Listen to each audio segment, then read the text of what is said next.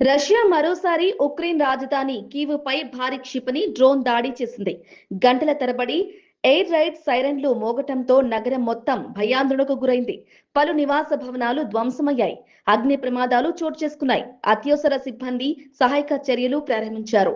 పేలుళ్లు ప్రారంభమైన వెంటనే వేలాది మంది ప్రజలు కీవ్ మెట్రో స్టేషన్లోకి పరుగులు తీశారు.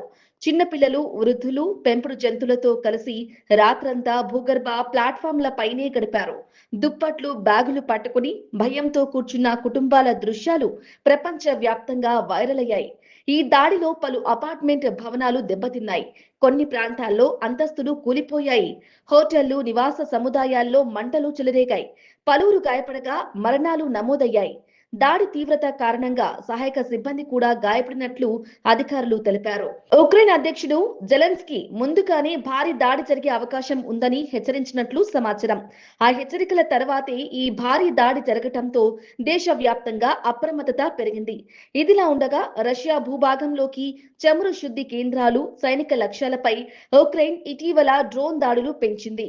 ఈ పరిణామాల నేపథ్యంలో ఇరు దేశాల మధ్య ప్రతీకార దాడులు మరింత తీవ్రమవుతున్నాయని విశ్లేషకులు చెబుతున్నారు.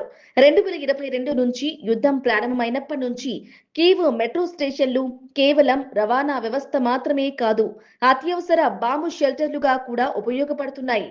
ప్రతి భారీ దాడి సమయంలో వేలాది మంది ప్రజలకు ఇవే ప్రాణరక్షక కేంద్రాలుగా మారుతున్నాయి.